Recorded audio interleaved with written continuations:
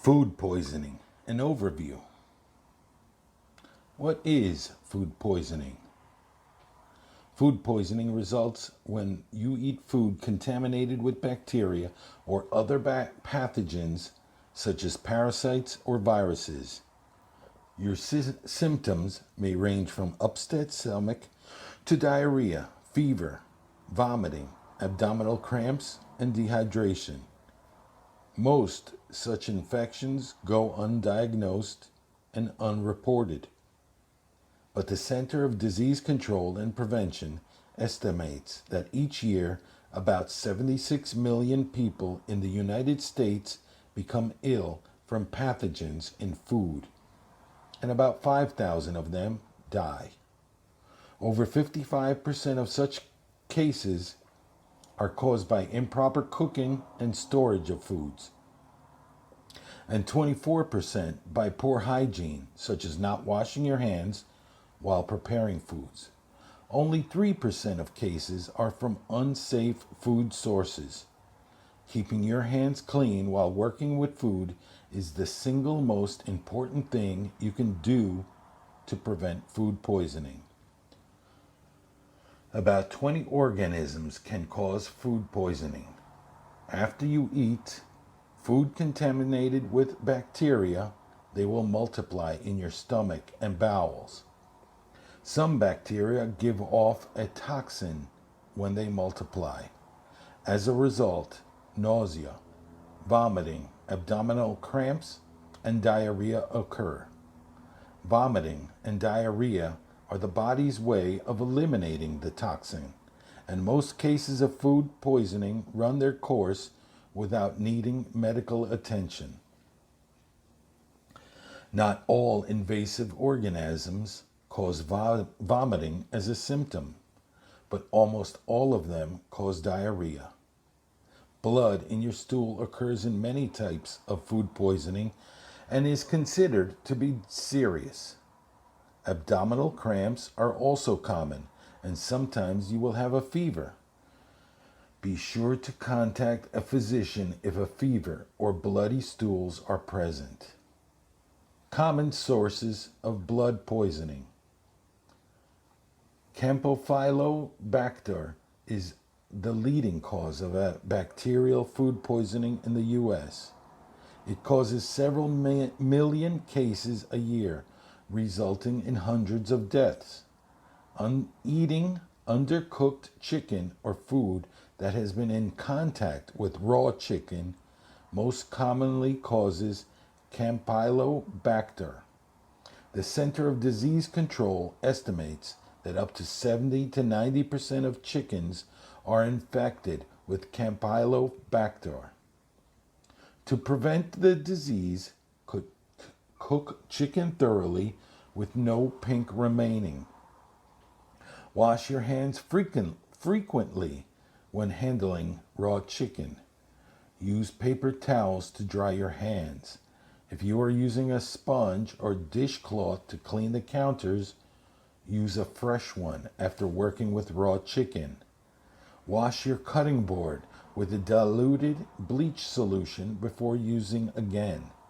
And any utensils or dishes having contact with raw chicken need to be washed and rinsed with soap and water before using again. E. coli 0157 H7 infection causes an estimated 25,000 cases of food poisoning each year in the U.S. Most of these result from undercooked, contaminated ground beef. The organism lives in the intestines of the healthy cows. Meat can be contaminated during slaughter when intestinal fecal matter is mixed with beef that is ground into hamburger. Contaminated meat looks and smells normal, so it is not readily detectable. Bacteria on cow udders or milking machines can also contaminate raw milk. To prevent this form of food poisoning, cook all ground beef until no pink is showing.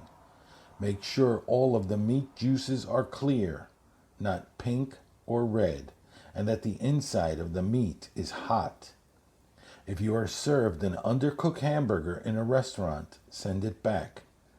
Consume only pasteurized milk products and drink only water treated with chlorine or other disinfectants.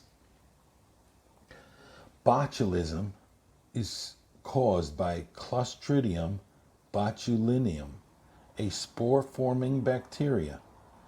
This form of food poisoning is very rare, but can be life-threatening. It may result from eating improperly processed, low-acid foods such as green beans, mushrooms, spinach, olives, and beef or fish. Improper home canning methods often account for botulism cases. Improperly processed commercial products can also cause this serious disorder. To avoid botulism, don't even taste canned food that is soft, deteriorating, fermenting, or doesn't smell right. It isn't worth a life-threatening illness. When in doubt, throw it out.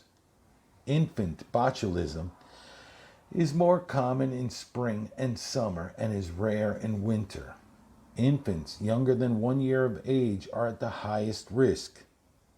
Symptoms include muscle weakness, a weak cry, difficulty in feeding, constipation, head lag, increased heart rate, and a decreased gag reflex. A baby with botulism is described as a floppy baby, as the infant will have weak muscles, especially in the arms, legs, and neck. Infant botulism has been associated with eating honey. The Center of Disease Control suggests that honey should not be given to infants under 6 months old, and the Honey Industry Council extends the safety limit to 1 year. Honey is not an essential food for infants and should never be given to them. Our summary of food poisoning. Most symptoms such as nausea, vomiting, and abdominal cramps and diarrhea are due to viral infections and are not true cases of food poisoning.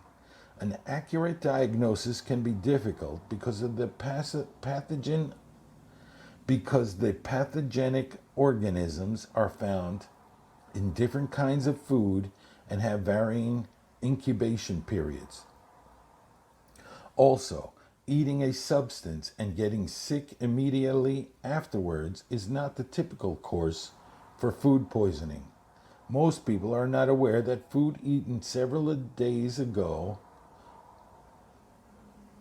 can be the cause of food poisoning. Always be sure to consult a physician when experiencing severe gastrointestinal symptoms.